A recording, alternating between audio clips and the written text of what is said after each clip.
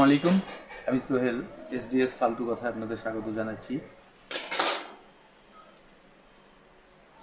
প্রতিবারের মতো আমাদের আজকে একজন মেহমান, প্রতিবারই মেহমানরা আসেন, তাদের অনুযোগ আমার কাছে বলেন।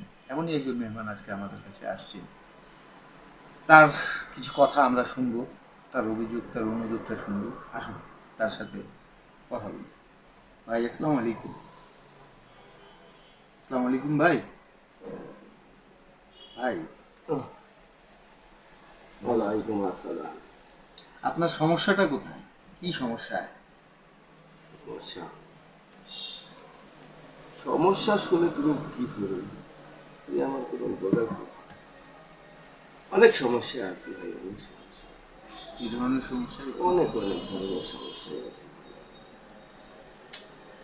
এত সমস্যায় আছি যেটা বলা যাবে না। তুমি কি বিয়ে করছো? হ্যাঁ, বিয়ে তো করছি। শান্তি মতো আছে? আলহামদুলিল্লাহ। মানে বিয়ের জন্য আপনি শান্তিতে নেই? বিয়ে করার পর শান্তিতে। ঘটনাটা হলো, আমার বাসার কথা, সবার কথা সবাই শোনে, হ্যাঁ। সবার কথা সবাই শোনে, আমি শুনি, আমার কথা কেউ শোনে না। আপনি কি পছন্দ করে বিয়ে করেননি? না না, পছন্দ করি, মেয়েকেই দেখিনি, পছন্দ করে বিয়ের কথা বলছি। তো এই বিয়েতে আপনি রাজি হলেন কিভাবে? আমার বাবার দূর সম্পর্কের বন্ধু ছিল মেয়েটার বাবা। ওই মেয়েটার বাবা বলল যে তোমার ছেলে খুব ভালো লাগলো, তো আমার মেয়ের সাথে বিয়ে করাই দিই। তা আমাকে কেউ জিজ্ঞেস করে না যেহেতু, তা আমার ইচ্ছাও জানলো না, বললো ঠিক আছে বিয়ে করাই। রাজি হয়ে গেল, রাজি হয়ে বিয়ে করাই দিল। এখন বিয়ে করানোর পর যে আমার স্ত্রী ছিল, সে আলহামদুলিল্লাহ মাশাআল্লাহ মানে স্বাস্থ্যবান ছিল আর কি। আমার বন্ধুর একটা ট্যাক্সি ছিল, তো ট্যাক্সিতে বিয়ের পর নিয়ে আসতেছি। তো বউকে বসাইলাম পিছনের সিটে, আমি বসছি সামনের সিটে, আর হচ্ছে বন্ধু ড্রাইভার ছিল। হ্যাঁ, কারণ আপনি জিজ্ঞেস করতে পারেন যে ভাই কি করে পিছনের সিটে বসলেন না কেন আপনার বউয়ের সাথে, আপনার মনের মধ্যে প্রশ্ন আপনি তো জাগতে পারে। হ্যাঁ বুঝতেই পারতেন বউয়ের সাথে, মানে বর বউ একসাথে হ্যাঁ, বসে। কিন্তু ওই এতই মোটা ছিল যে পিছনে বসার পর আর জায়গা ছিল না, শেষ পর্যন্ত আমি সামনে বসি। তো গাড়ি চলতেছে, আমরা যাচ্ছি, গাড়ি চলতেছে, আমরা যাচ্ছি। তো সেই হচ্ছে গাড়িটা ছিল, যার উপর বসেছিল ওর নিচে ব্যাটারি ছিল, তো সিটটা ওজনে ভারীর জন্য সিটটা দাবি গেছে। দাবে যাওয়ার পর নেগেটিভ পজিটিভ এক হয়ে গেছে, এক হয়ে ধোঁয়া বেরোচ্ছে। আমার স্ত্রী যে নতুন বিয়ে করে যাকে নিয়ে যাচ্ছি বউ, সে বউ বলতেছে দেখো ধোঁয়া বেরোচ্ছে। তো আমি বললাম এত তাড়াতাড়ি ধোঁয়া কীভাবে বেরোবে, এখন পর্যন্ত তো বাসায় যাইনি। কৌতূহলী জাগতেছি, তখন পর্যন্ত তো বাসায় গেলাম না, তো ধোঁয়া বাড়াবে কই দিয়ে? তো বললো আরে গাড়িতে ধোঁয়া বেরোচ্ছে। আমার বন্ধু ব্রেক করলো, ব্রেক করে যায় দেখে গাড়ি শালা আগুন ধরে গেছে। তো আমার বন্ধু গাড়ির আগুন নিভাইলো, আর আমার বউয়ের ওই যে আঁচলে বা কিছু লটকানো থাকে না, আমি বেশি লাগে না। তো আমার বন্ধুকে যাতা বলে গাল দেওয়া শুরু করে দিল। কে? আপনার বউ? আমার বউ। তো আমার বউ রাগ হয়ে, এই বন্ধু রাগ হয়ে? হ্যাঁ, বন্ধু রাগ হয়ে বলতেছে এই ট্যাক্সি এদিকে আসো। তা আমি ভাবছি আমাদেরকে উঠাই দেবে ট্যাক্সিতে, এই ট্যাক্সি এদিকে আসো। সেই ট্যাক্সি চড়ে চলে গেল, আমাকে চাবি দিয়ে দিল। এখন ভাই আমি তো গাড়ি সেরকম চালাতে পারি না, তো কোনো রকম কষ্ট মষ্ট করে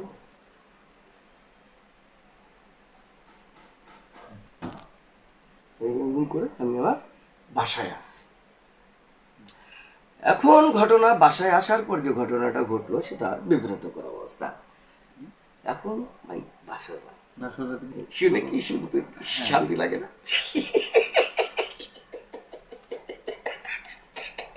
বলছি কান্দে দেবা, আমার কথা শুনে দেবো, কেঁদে দেবা। কি সমস্যা হইলো? আমি গেলাম ভাই, ভদ্র মানুষ, নম্র মানুষ, ওড়না উঠাইতে গেলাম, কি আঁচলটা উঠাইলে তো বউকে দেখা যাবে, ঘুমটা হয়তো সুন্দর কথা বলল। ঘুমটা উঠাইতে যায় যে সমস্যাটা হলো, মেয়েটা বলে আমাকে কার দাও।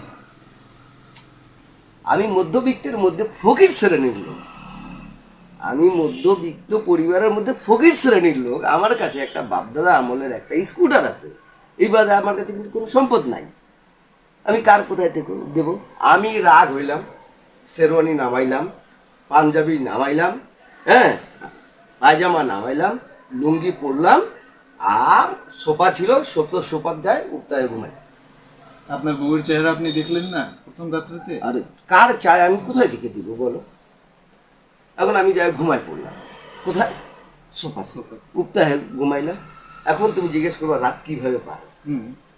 ঘুমাইতে ঘুমাইতে সকাল হয়ে গেল। সকালে কি আপনার বউয়ের না চেহারা না, চেহারা দেখাই নেই আমি। ও বউটার ঘটনা মানে এখন পর্যন্ত কি তার সাথে কোনো চেহারা দেখা না না না না না, ওই ধরনের আমার বিয়ের বয়স হচ্ছে। কার গাড়ি যে চাইলো, তা আপনি আপনার শ্বশুর শাশুড়ি বা আপনার পরিবারকে এই কথাটা বলেননি? যখন আমি আমার শ্বশুর শাশুড়িকে বললাম, কয় আমি আমার বাসার মধ্যে 25 বছর যাবত এই প্রাণীটাকে পালছিলাম, এই প্রাণীটাকে পালছিলাম, এখন আমার থেকে হালকা হয়ে গেছে, এখন তোমাকে দিয়ে দিচ্ছি, তুমি বোঝো। আর আমার পরিবারকে যখন বলতে গেলাম, বললো তুমি কিরকম পুরুষ, তুমি একটা মেয়ের ঘুমটা খুলতে পারো নাই? তাই আমি বললাম সেরকমের পুরুষ আমি, ঘুমটা খুলি নাই। তো কি হয়েছে? আপনার বউয়ের নাম কি? নাম দিয়ে কি করবা? নাম হচ্ছে আইসিসি। মানে বুঝলাম না। আইসিসি চেনো না? হ্যাঁ। ওয়ার্ল্ড কাপ হইলো কিছুদিন আগে, ওই খেলা আইসিসির সে আম্পায়ার ছিল। আইসিসির আম্পায়ার ছিল আপনার মিসেস? হ্যাঁ। তার নাম আইসিসি? এরকম এরকম দেখাইতো না, হ্যাঁ। তারপর এরকম এরকম পা দিয়ে leg bye, no ball, white ball, এই বল, ওই বল, ফ্রি কিক, এরকম করে। তো আমার বউয়ের নাম, ওই এত খেলাধুলা পছন্দ করতো, নামই ছিল আইসিসি, রাখে দেওয়া হয়েছে। আচ্ছা। তো একদিনের ঘটনা তোমাকে বলতে দেয় তো আমার না, কান্না করিয়ে না, পুরুষ মানুষ কাঁদে না। পুরুষ মানুষের কান্না করতে নেই, পুরুষ মানুষের কান্না করতে নেই। আরে সোহেল ভাই, এই কারণে তো তোমার শরাবন্ন হলাম আমি। আমার বউ থেকে তুমি আমাকে বাঁচাও, প্রতিদিন পিটায় ভাই। কেন? আপনাকে কি বল মনে করে? প্রতিটা দিন পিটায়, সকালে পিটায়, রাত্রে পিটায়, দুপুরে পিটায়, মানে কি বিষয়ে পিটায়, কি কারণে? এমনি ওর ইচ্ছা। ব্যাট বল না পাইলে আমাকে পিটায়, এটা হচ্ছে কথা। রুমালটাও নিয়ে আসি না। পুরুষ মানুষের কান্না করতে নেই। আপনি শক্ত হন, আপনি শক্ত হয়ে তাকে ধমক দেন, ধমক দেন তাকে, তাকে ধমক দেন। আরে ধমক দিতে গেছে, এরকম করে গোল গোল ঘুরে ধাম করে ফেলায় দিছে, ঘাড়ে নিছে। ভাই 140-50 কেজি ওজন, আমার মতো লোক, পাতলা মানুষ, ঘাড়ে নিচে এরকম গোল গোল ঘুরে ধাম করে ফেলায় দিছে। কয়েকদিন পর্যন্ত আমার হাড়ের ব্যথায় তো আমার অবস্থা খারাপ। আপনি তো তাকে তাহলে তালাক দিয়ে দিন। হ্যাঁ, এইটার আমি একটা সাহস দেখাইছিলাম। 1 তালাক, 2 তালাক, 3 তালাকের পর আমার এদিকে দাঁত ছিল না। মানে এমন জোরে একটা চাপাটা মারছে, চর মারছে এখানে, দাঁতের দিকে 3-4টা ভাঙে গেছে। সেদিন থেকে কান ধরে নিছি, আমি আর বউকে তালাকের কথা বলবো না, একবারে কান ধরে নিছি না। আরে আমার বাসায় কোনো কর্মচারী টেকে না। কেন? আরে সেদিনের ঘটনা তোমাকে বলি, সে একজন কর্মচারী ছিল, সে কি করতো ভুলে গেছে, তাকে আমার বউ এমন ভাবে পিটাচ্ছে, মানে একবারে অবস্থা খারাপ। তা আমি চেয়ার নিয়ে মানে বসে দেখতেছি, টেনিস স্পোর্টসে মনে হয় স্ম্যাকডাউন দেখতেছি, এদিক মারে ওদিক মারে, এরকম করে ঘুরে ধাম করে ফেলা, আবার উঠায়, আর ওই এখন আসে আমাকে ধরে নিছে পা, যে সাহেব আমাকে বাঁচান, সাহেব আমাকে বাঁচান। কয় শালা আমি নিজেকে নিজে বাঁচাইতে পারি না, তো কে বাঁচায়? তুই বেটা, তোর ভেজাল তুই বোঝ। এখন এই কথা বলতে বলতে আমার বউ যে আছে, সে একটা চেয়ার নিয়ে আসছে, চেয়ার নিয়ে এভাবে করে মারলো, ওই বেটা চাকর সরে গেল, আমার মাথার মধ্যে দিয়ে দিল।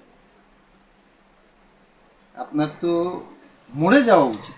এইটাও আমি চেষ্টা করছিলাম, কিন্তু আমাদের ধর্ম মুসলিম ধর্মতে মহাপাপ, আত্মহত্যা করা মহাপাপ, এই কারণে আমি মরিনি। এখন রাত্রের বেলা যদি খাটের বিষয়ে তুমি জিজ্ঞাসা করো, তবে 5 ফিট বাই 7 ফিট একটা খাট আছে, আপনার আপনার বউকে আপনি দেখেননি, আপনার বউকে আপনার সাথে ঘুমায়? বলতেছি তুমি ঘটনা শোনো, দেখি নাই তো ভাই, এগুলো মাইর এমন মাইর খাই ভাই, মারে কাঁদিয়েন না, আপনি কাঁদিয়েন না, আপনি কাঁদিয়েন না। কান্না পুরুষের স্বভাব পায় না। সকালে মারে, দুপুরে মারে, রাত্রে মারে। আরে সোহেল ভাই, তুমি আমাকে ওর থেকে বাঁচাও ভাই। আপনার 5 ফিট বাই 7 ফিট খাচ্ছে। তো ওই ম্যাডাম যখন ঘুমায় 10 ইঞ্চি জায়গা বাঁচে। কয় ইঞ্চি? 10 ইঞ্চি।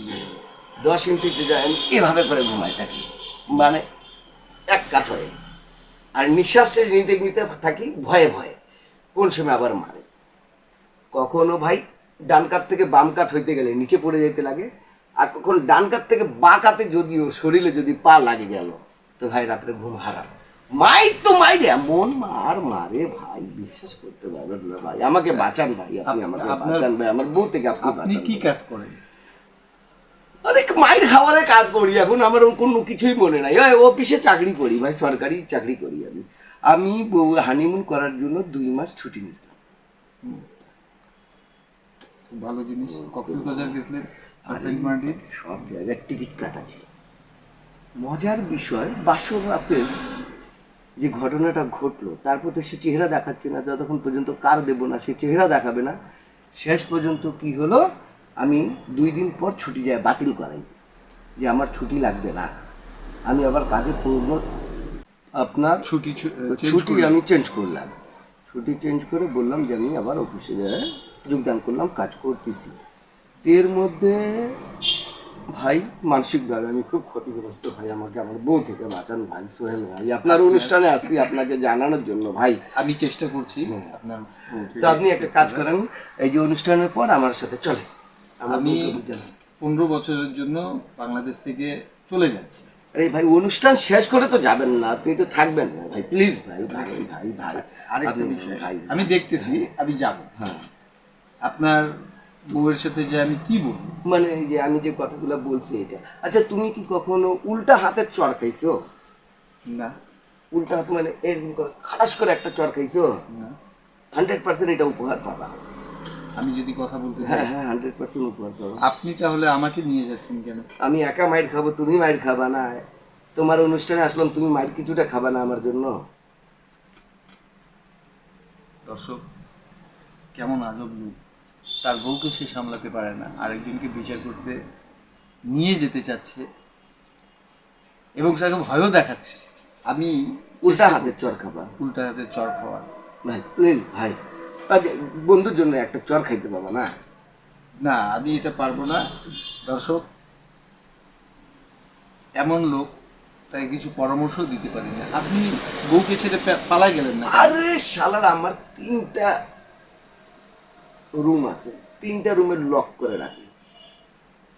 আর আধা ঘন্টা যদি আমাকে না দেখে, আমাকে খোঁজাখুঁজি শুরু করে দেয়। যদি 1 ঘন্টা না দেখে, তাহলে মাইট শুরু করে দেয়। আপনি কাঁদিয়েন না, পুরুষ মানুষকে কান্নাকাটি করা শোভা পায় না। আপনি মনকে শক্ত করেন। খুব মারে ভাই, খুব মারে, মানে হাত পা ভাঙিয়ে দেয় ভাই, খুব মারে। কান্নাকাটি করিয়েন না, খুব মারে ভাই, পুরুষ মানুষকে আমার বউ দিয়ে বাঁচান ভাই, খুব মারে ভাই। দর্শক, ইনার সমস্যার সমাধান আমি দিতে পারবো কিনা আল্লাহ মালুম। এরকম যাতে কারো পরিবারের সাথে না হয়। আল্লাহ হাফেজ।